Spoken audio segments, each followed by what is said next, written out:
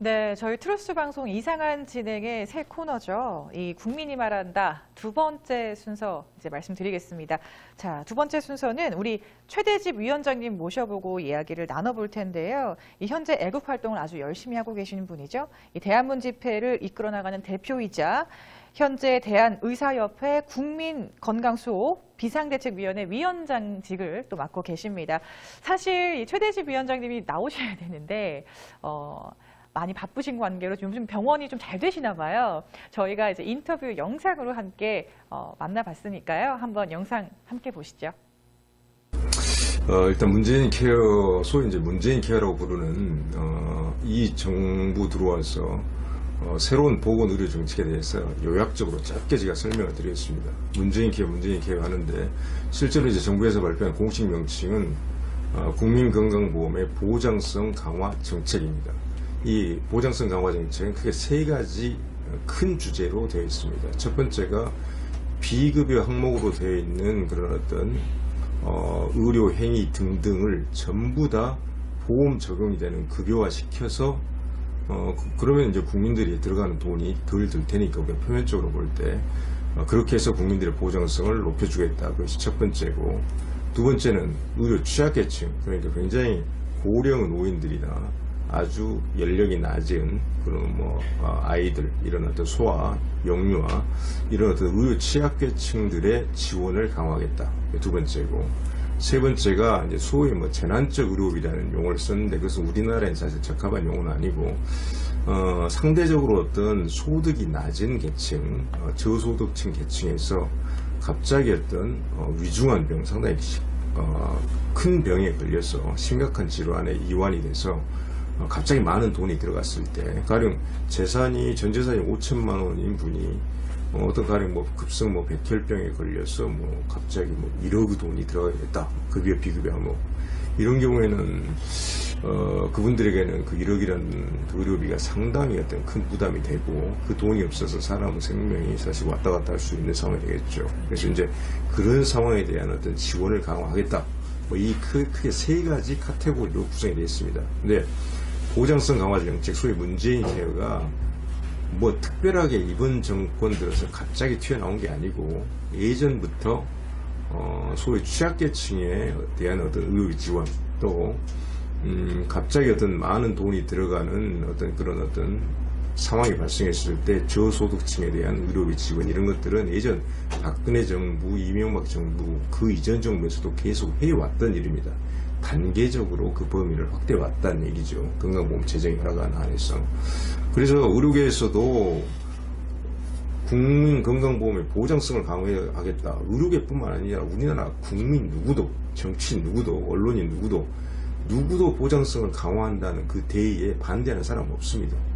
당연히 우리가 전국민 의료보험 제도를 유지하고 있는 상황에서 건강보험료를 우리가 다 내고 있는데, 건강보험료를 내고 또 해마다 조금씩 오르고, 그것만큼 많은 어떤 건강보험에서 보장성을 강화해주면 좋은 일이죠. 방법론의 문제라는 것입니다. 방법론. 그래서 아까 그 세 가지에서 두 번째하고 세 번째는 우리가 따로 사실 논의할 필요가 없이 모든 국민들이 다, 그리고 의료계가 다 동의하고 있는 부분이기 때문에 재정이 허락하는 범위 내에서 추진하면 되는 것이고, 첫 번째, 비급여 전체를 전면 급여화를 통해서 국민 건강보험의 보장성을 강화하겠다. 이 정책이 과연 옳은 정책인가, 여기에 대해서 의료계는 반대를 하고 있다는 것이죠. 비급여, 지금 현재 정부 발표하는 그렇습니다. 3,800개의 비급여 항목, 그 중에서는 3,000개가 약물하고 치료 재료입니다. 800개가 의료행위고, 그것 전체를 급여로 다 가지고 와서 국민들에게, 그렇게 되면 국민들이 들어가는 돈이 말 그대로 본인 부담금, 자기가 내는 돈이 더 적어지기 때문에 국민들의 보장성이 강화가 된다. 현재 평균 보장률이 63% 정도 돼 있는데 향후 5년 이내에, 그러니까 5년도 아니죠, 이제는 거의 한 4년 몇 개월 남았으니까 문재인 정부 말기까지 해서 70%까지 보장률을 끌어올리겠다, 이런 목표를 가지고 있단 말이죠. 그리고 이것을 어떤 보장성, 국민들의 어떤 건강보험의 보장성을 획기적으로 강화하는 정책이다. 이것이 지금 문재인 케어의 핵심입니다. 근데 그리고 거기에 들어가는 재원은 정부 측 발표로는, 보건복지부 측 발표로는 30조 6천억을 투입을 해서 그렇게 하겠다. 건강보험료에 지금 어떤 계속 재정 흑자가 좀 났으니까 흑자 일부를 투입하고, 또 매년 건강보험이 상승되는 상승분을 또 투입을 하고, 또 이제 국고, 그러니까 세금에서 일부를, 법에 또 정해진 부분이 있습니다. 투입을 해서 그 돈을 만들어서 차근차근 30조 6천억을 투입해서 그 일을 달성하겠다. 그런데 저희들이 지금 파악하는 바로는, 물론 정확한 어떤 숫자를 제시해서 그 추계를 정확히 제시는 못합니다. 그렇지만 의료계 내에서 나오고 있는 여러 가지 얘기는 30조 6천억으로 이 문재인 정부가 현재 추진하고 있는 이런 비급여를 전부 다 급여하겠다는 정책을 실현하기 위해서는 30조 6천억으로는 안 된다. 50조, 어떤 학자는 우리가 좀 전체적으로 좀 거칠게 계산을 했을 때도 거의 100조 이상의 돈이 들어가게 될 것이다.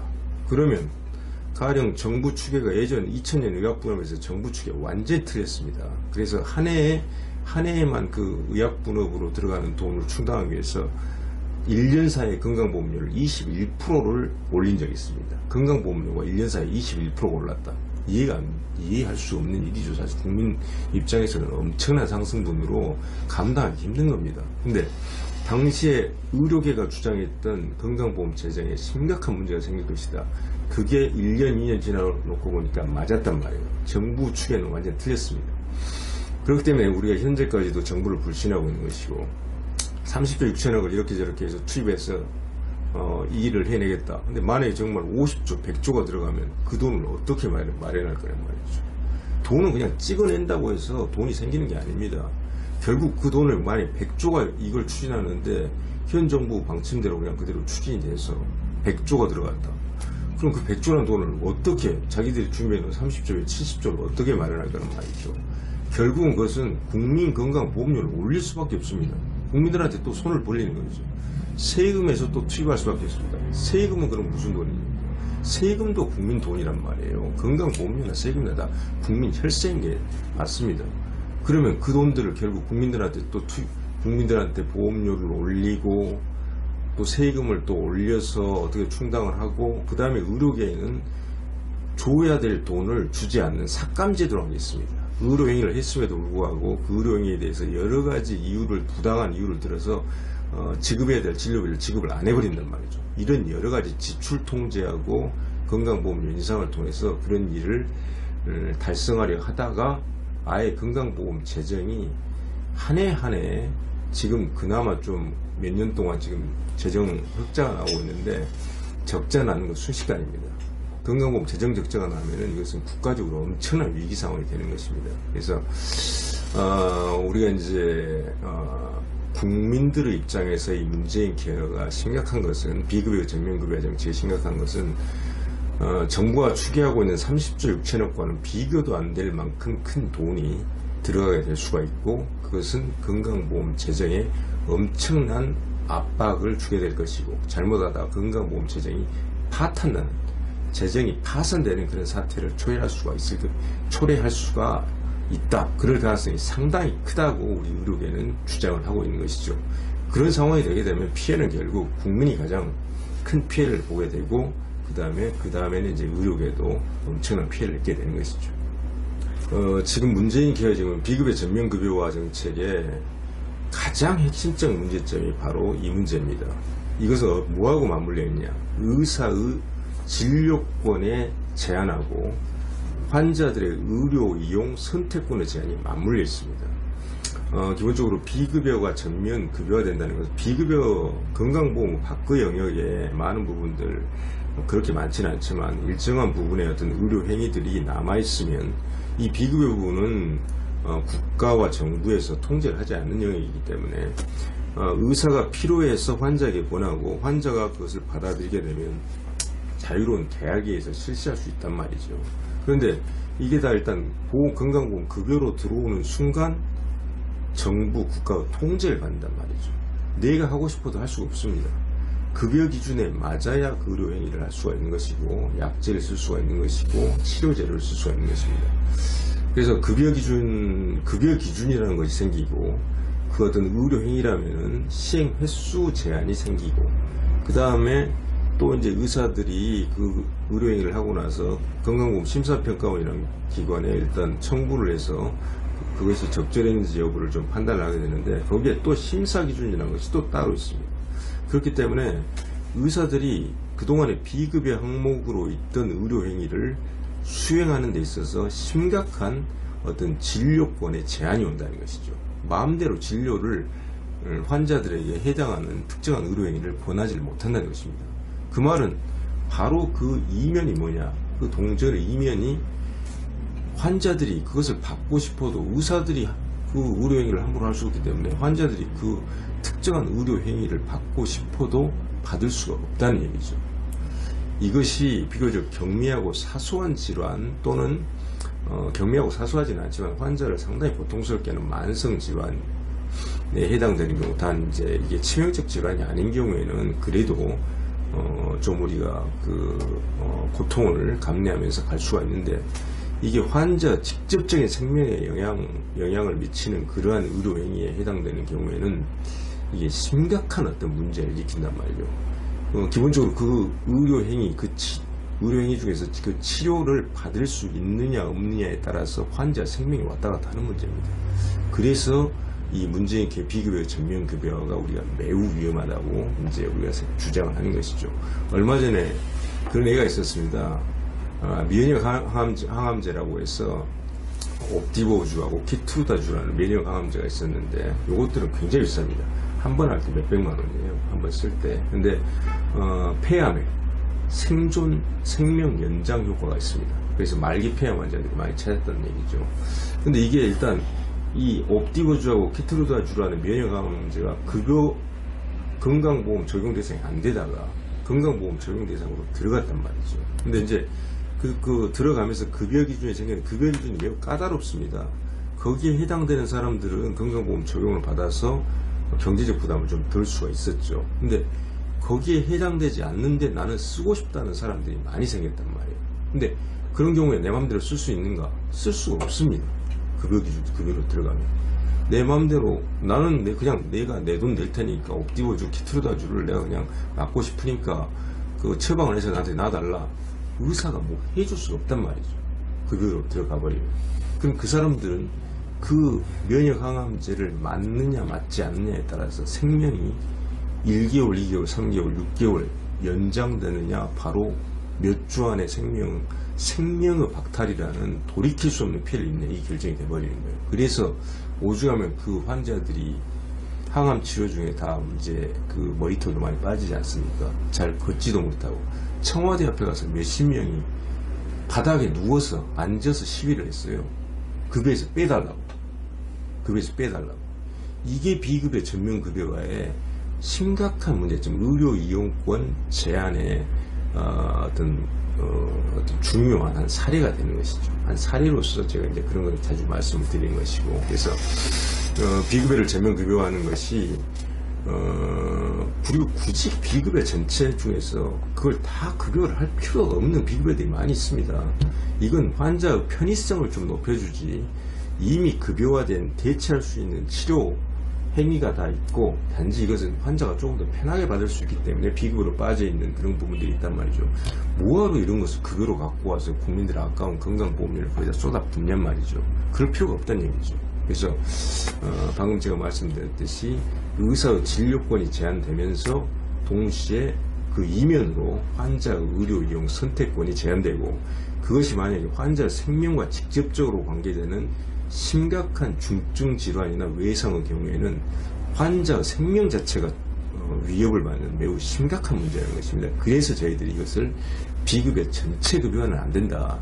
그래서 계속 반대를 하고 있는 것이죠. 의료계가 생각하는 국민건강보험의 보장성을 강화하는 방법은, 이건 우선순위의 문제입니다. 우선순위. 예. 어떻게 해야, 아까 제가 모두에서도 말씀드렸죠.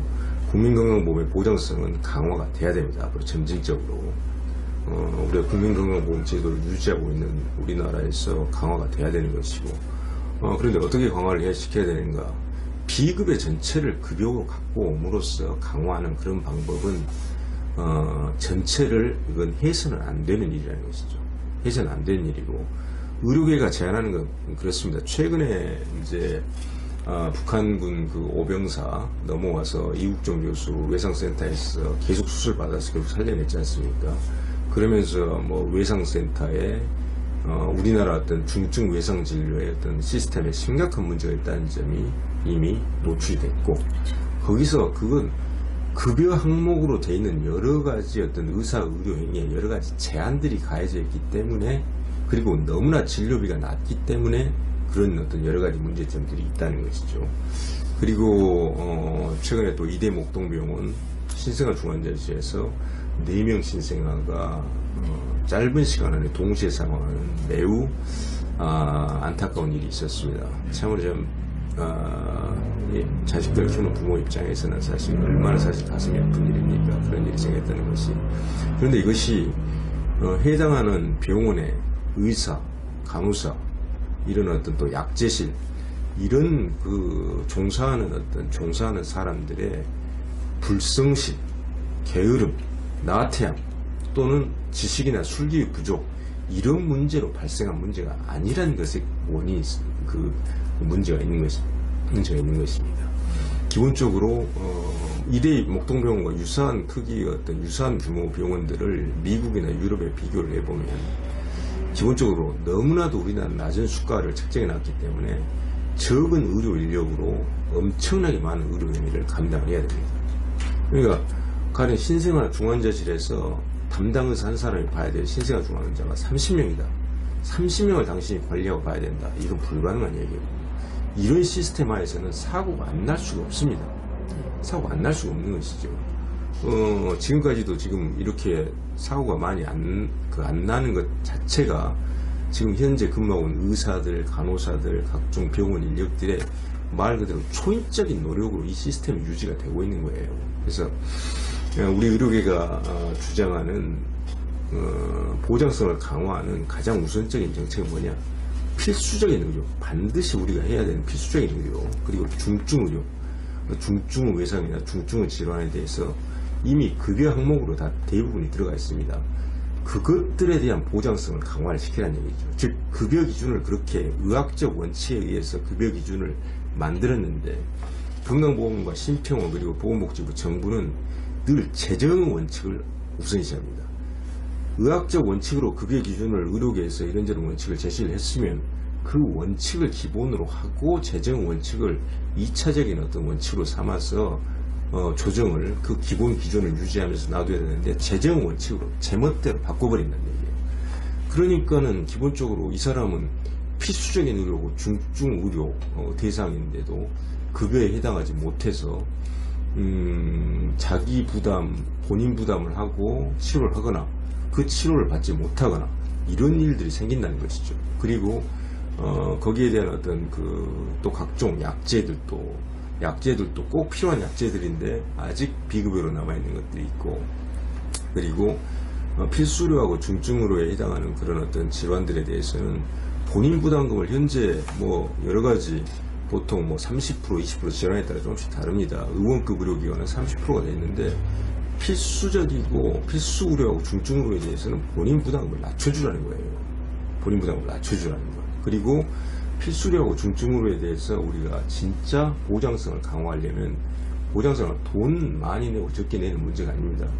그런 어떤 질환에 이완된 사람들을 반드시 고쳐내고 건강하게 만들고 그 사람들의 생명을 후유증 없이 구해내야 된단 말이죠. 그러기 위해서는 필수료, 중증 의료의 수가, 진료비를 높여야 됩니다. 그래야 많은 인력들을 투입할 수 있고 시설 투자를 할 수 있고 사람의 생명을 아주 위험한 환자도 살려낼 가능성이 높아진다는 얘기죠. 그리고 그런 어떤 수가를 올려서 비록 의료비는 올라가 있지만 거기에 대한 본인 부담금은 낮춰야 됩니다. 30%가 아니라 10%, 5%까지 낮춰주면 보장성이 크게 강화되는 거 아닙니까? 그래서 그런 필수료하고 중증 의료에 대한 보장성을 이미 급여 항목으로 들어가 있는 것에 대해서 급여 기준을 의학적 원칙에 맞게 계속해서 갱신하고 바꾸고 합리화시키고, 그리고 여기에 대한 진료 수가를 자꾸 올려라 하면은 무슨 의사들이 잘 먹고 잘 살려고 그런 거 아니냐 자꾸 그런 말씀을 하시는데 그것은 논점이 틀렸습니다. 진료비를 높여서 해당하는 비용이 투입이 돼야 많은 양질 의사 인력들, 간호 인력들, 의료 장비 시설이 투자가 될 수가 있습니다.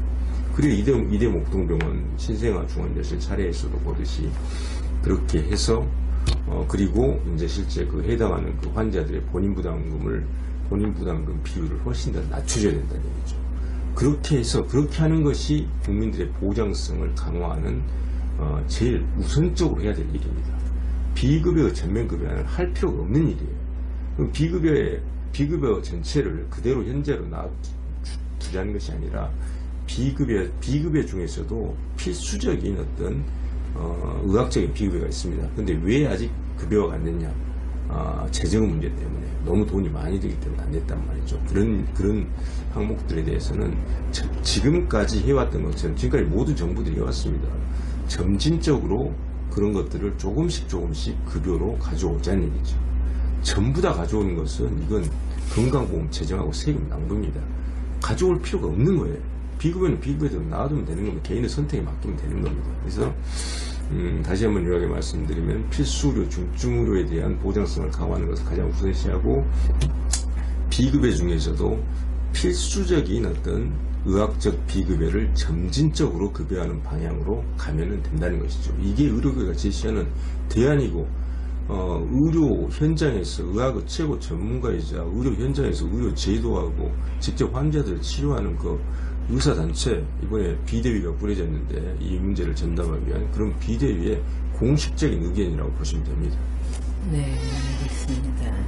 제가 보기에는 문재인 케어가 의사분들이 만든 그런 정책이 아니다고 그런 정책이 아닙니다. 이거 완전 포퓰리즘 정책입니다. 말 그대로 국민들한테 인기를 얻기 위해서 남발한 무분별한 포퓰리즘 정책이에요.